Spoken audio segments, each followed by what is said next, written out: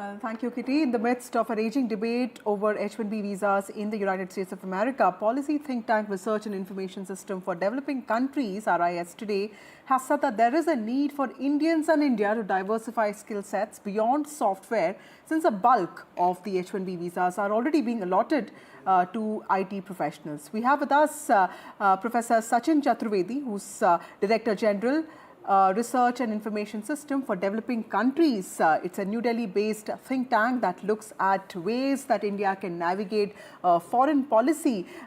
We will go to him to understand his views on this, but first let's listen into what Donald Trump said. I've always felt we have to have the most competent people in our country. We need competent people. We need smart people coming into our country. We need a lot of people coming in. We're going to have jobs like we've never had before. I've always felt we have to have the most competent people in our country. We need competent people. We need smart people coming into our country. We need a lot of people coming in. We're going to have jobs like we've never had before. Professor Chaturvedi there. Thank you so much, sir, for speaking to NDTV, for your time.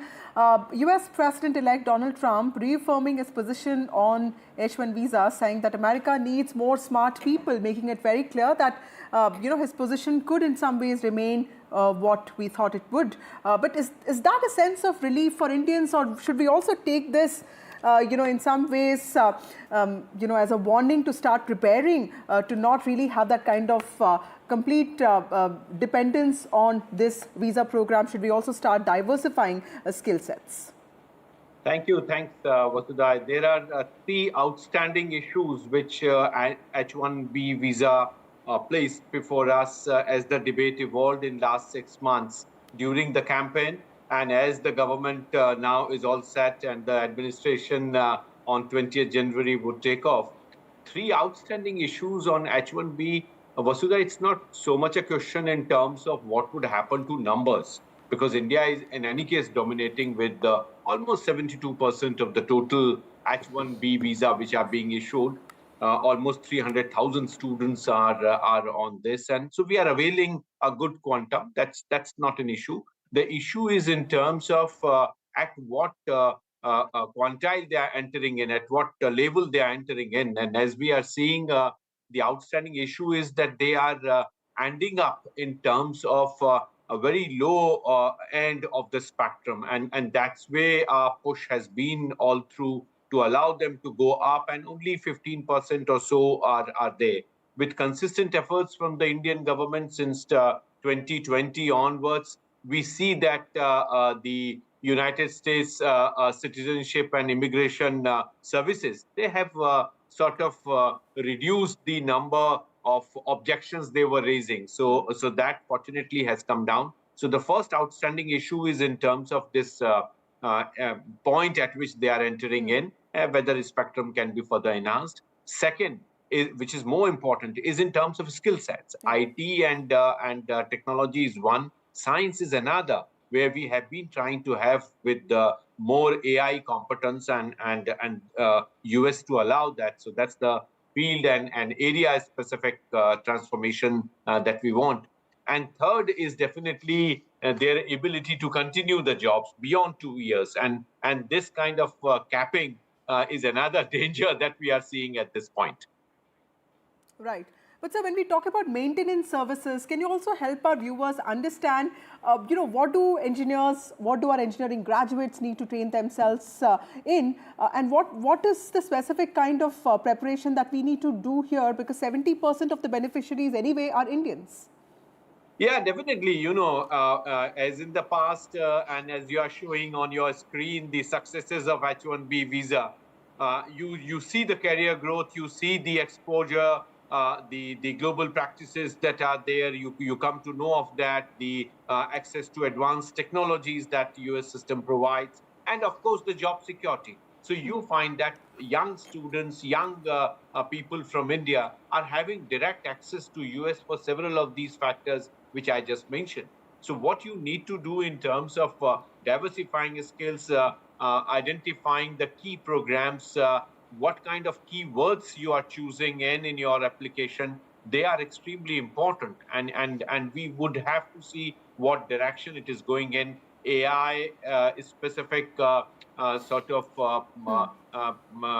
terms and their expressions, the ideas around that, they can be sort of minimized as we are seeing more and more of IT and technology are getting in. The moment you enter in science and you identify specific lexicon, then the filters start functioning. So we need to work out what are the ways one can really get into it, and what is the current preference and priority.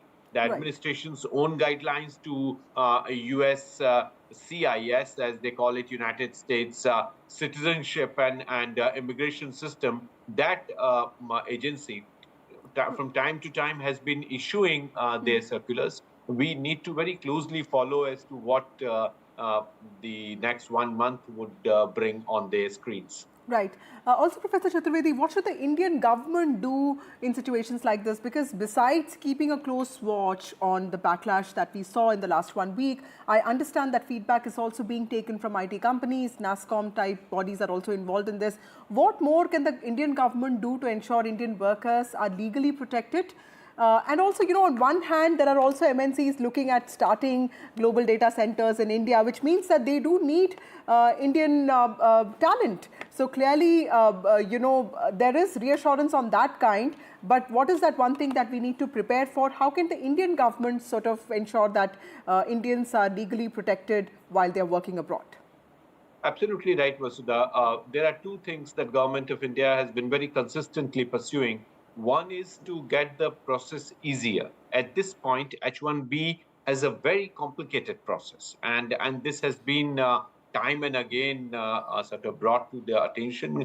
The US administration is also sensitive to that extent, I would say, but more is required to be done, and I'm sure the new administration is open to that idea. So one is the easier process that is needed, and second is higher quota. So we need higher quota and the number. So instead of going that down, we're expecting that diversification happens, more quantile sort of upgradations are possible, and also the number that should go up. So these are the two things, easier process and higher quota. That's what the Government of India has been pressing, and I think the time has come to continue with that as the new agency and the new hats take that off. Right. Also, Professor Chaturvedi, how do you look at this issue playing out socially? Because there are these comparisons that are being made to Math Olympiad and for that matter prom queen culture. So clearly that is not good for the community that is living there. How do you see this debate playing out socially in the United States of America, and the kind of impact it can have on the community, on the Indian American community, or just Indians working there? Actually, Vasudha, if you see, leave aside what media reports back, but there is greater appreciation in the industry circles in terms of the talent that our kids bring on table, the expertise that they bring in, the solutions they bring in. And as you very rightly mentioned, the global capability centers are a reflection of this accomplishment back home. So the idea of America first, the idea of America becoming base for manufacturing, advanced manufacturing, and its convergence across technological spectrums, that facilitates, I think, a greater requirement and more of talent in the US economy. So from that point of view, I think it's very important for US to consider this. We can leave aside some of the extreme media coverage on this, but certainly some of the criticisms that are coming in of excessive India, or some of the symbolic winning of our some of the students. I don't think if that derails the demands and requirements of the industry itself. The idea to enhance it to 2 years and then go for higher end spectrum of the payments, I think is something that the industry requires. The idea of US becoming great for manufacturing is something that they are looking at. Also, Professor Chaturvedi, when Elon Musk talks about reform, which other people have also talked about, tell us what can we be prepared for here, because there's also this potential talk of misuse by American companies. How does one ensure that it's not the Indian worker, the aspiring Indian worker who's just looking at this American dream, who gets penalized in the name of reform? And what kind of reforms, could be just at play here?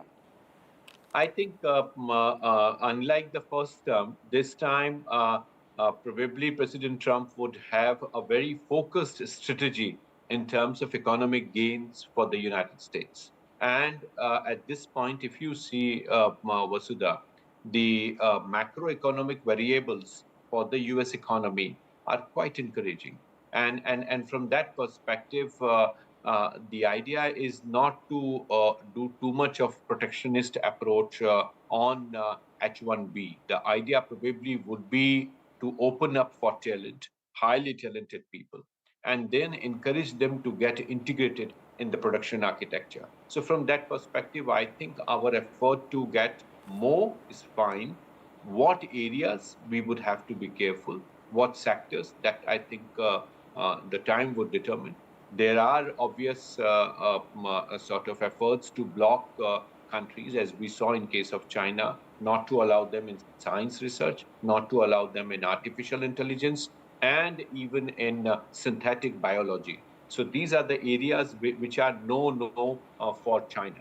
For India, synthetic biology, we have yet to see any specific delineation of the policy, but we are seeing that IT and tech are preferred areas. As I said, AI would be on our radar to watch what is being encouraged. But then the line of distinction from IT to AI is very thin. You would take time to figure it out. But that's the direction it would go. But Right. thank you, Vasu. My last question to you, sir. 30% of Republicans also favor a decrease in legal immigration. That's what the research, Pew Research also says, compared to only 14% of Democrats in Trump era, given that we do have precedent of him being the president once. What are the lessons that we have learned? How can we be better prepared? Do you see him depending on Indian IT professionals for the rigor that IT has in the US when it comes to software? Do you see that trend changing? Do you see him buckling under political pressure, or do you see, in some ways that changing for the Indian community? Vasudha, one point that we should not forget is India's own economic strengths have multiplied many folds. We are seeing, as you very rightly mentioned earlier, that the global capability centers are not just multinational corporation-owned initiative in India. There are several Indian companies which are now heavily getting into R&D. The government is encouraging, and we are seeing that more and more opportunities for youth in India is getting created. So I do not think if US is the ultimate destination for our talented kids to be picked up. The salaries are rising, and we are seeing that more multinational corporations are having the global capability centers, and to quite a few of them, actually, salaries are being paid in dollars. So you are seeing that people without going to US can earn enough dollars here in our different tech settings that we have. So from that point of view, India's opportunities in finance and technology, so fintech and their emergence is giving huge opportunity for our youth. So that I think is not a major challenge, and that's why US is also very keen that India and US they partner in several of these areas rather than seeing ourselves as adversaries. Here, the only issue that would come up in the future would be the issue of totalization, the social security issue, which at some other point we can discuss in detail. Right. Thank you, Professor Chaturvedi, for those insights. A series of events have shown a spotlight on the US's H-1B visa program, which mostly benefits Indian workers. This is a program that allows US employers to hire skilled foreign professionals for specialized roles. Donald Trump has come out and said that there will be more smart people will be required in the United States of America, but there are concerns with regard to Republicans themselves, some of them raising concerns over this policy being allegedly anti-America first, which has been the stated intent of Donald Trump. There will be, of course, a lot of spotlight on this, and we will continue to track this.